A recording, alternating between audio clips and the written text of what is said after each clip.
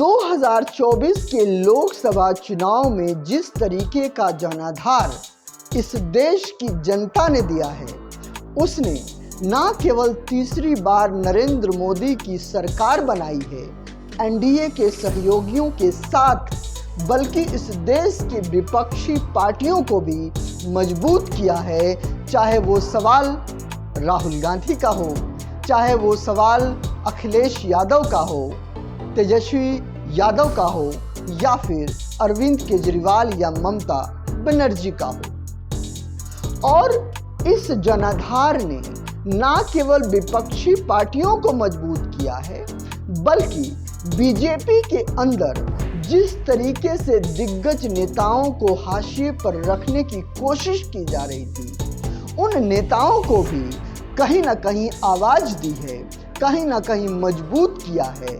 चाहे वो सवाल राजनाथ सिंह का हो, चाहे वो सवाल नितिन गडकरी का हो, चाहे वो सवाल मध्य प्रदेश के पूर्व मुख्यमंत्री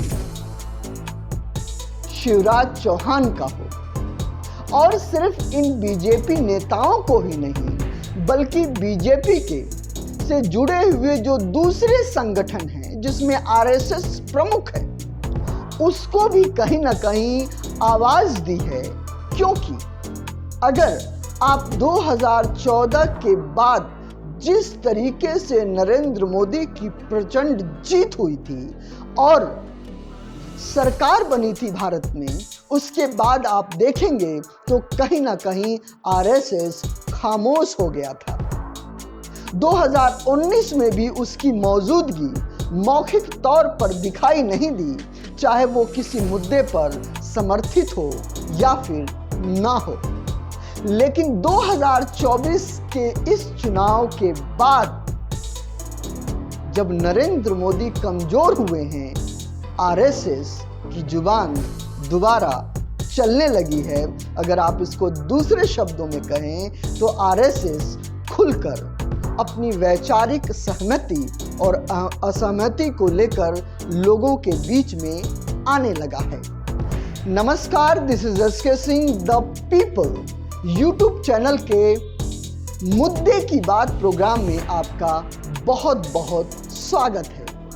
इससे पहले कि मैं आरएसएस के उस बयान, मोहन भागवत के उस बयान की चर्चा करूं, जिस बयान ने न केवल बीजेपी के अंदर बल्कि इस देश की राजनीति में हड़कंप मचा दिया है, उससे पहले मैं आपसे निवेदन करूंगा कि आप लोग बहुत प्यार दे रहे हैं मेरे इस चैनल को, आपका बहुत बहुत शुक्रिया।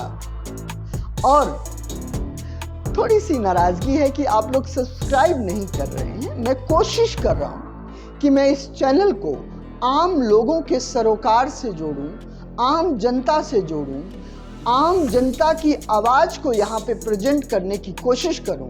और इसके लिए आपका सहयोग बहुत जरूरी है।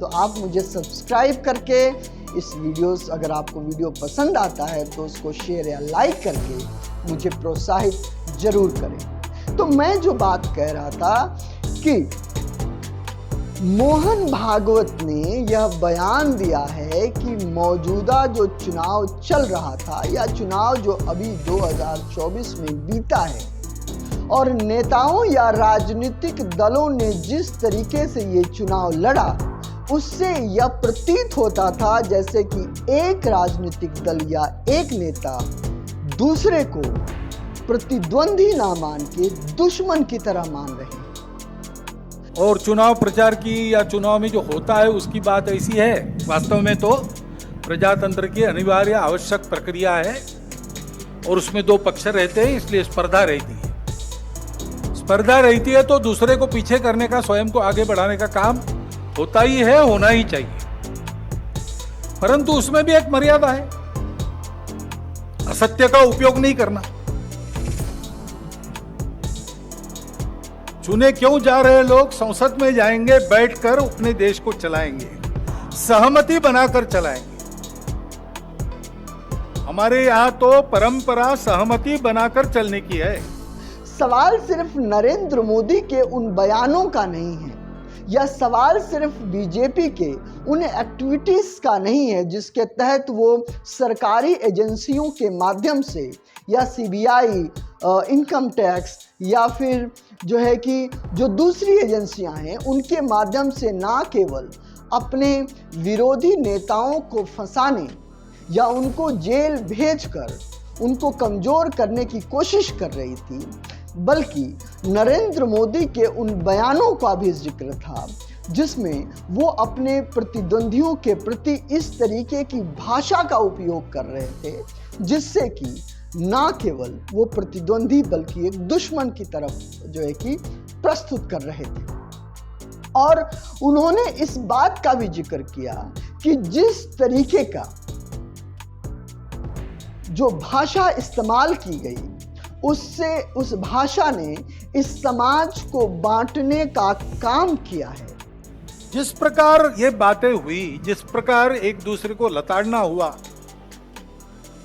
जिस प्रकार प्रचार के दौरान हमारे करने से समाज में मनमुटाव बढ़ेगा, दो गठ बटेंगे, आपस में शंका संशय उत्पन्न होगा, इसका भी ख्याल नहीं रखा गया और विनाकारण संघ जैसे संगठनों को भी उसमें खींचा गया। टेक्नोलॉजी का सहारा करके असत्य बातें परोसी गई, नितांत असत्य।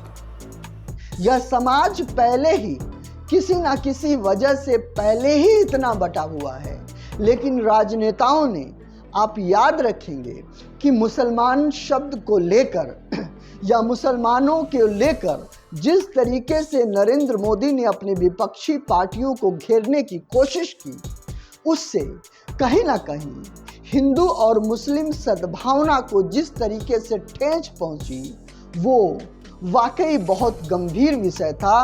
और इसी मुद्दे को लेकर और पहले जब उनकी सरकार थी उन्होंने कहा था कि देश की संपत्ति पर पहला अधिकार मुसलमानों का है। इसका मतलब ये संपत्ति इकट्ठी करके किसको बांटेंगे? जिनके ज्यादा बच्चे हैं उनको बांटेंगे। घुसपैठियों को बांटेंगे। क्या आपकी मेहनत की कमाई का पैसा घुसपैठियों को दिया जाएगा? आपको मंजूर है ये कांग्रेस का मैनिफेस्टो कह रहा है। कहीं ना कहीं आरएसएस के मोहन भागवत अपने इस प्रोग्राम में, अपने इस स्पीच में इंडिकेट करते हुए नजर आते हैं। और मोहन भागवत सिर्फ यही नहीं रुके, मोहन भागवत ने यह भी कहा कि मणिपुर जो इतने महीनों से जल रहा है और मणिपुर जो हमारे देश का ही एक हिस्सा है और एक देश के तौर पे इस देश के प्रधानमंत्री मणिपुर के बारे में कोई जिक्र नहीं करते, उस मणिपुर को यह एहसास दिलाने की कोशिश नहीं करते कि यह पूरा देश आप लोगों के साथ है, यह पूरा देश आप लोगों से प्यार करता है। सवाल यह भी उठाया है कि अगर मणिपुर की जो सिचुएशन है, जो वहां पे मार काट, रेप, औरतों को नंगा घुमाने की जो घटनाएं जिस तरीके से दिन प्रतिदिन आ रही हैं, उससे ये मालूम तो है कि हालात बहुत खराब हैं। नरेंद्र मोदी यह भी कर सकते थे कि सर्वदलीय बैठक को बुलाकर वह लोगों या दूसरे नेताओं से सहमति लेकर एक कॉमन प्रोग्राम भी बना सकते थे कि उस मणिपुर को किस तरीके से हैंडल किया जाए।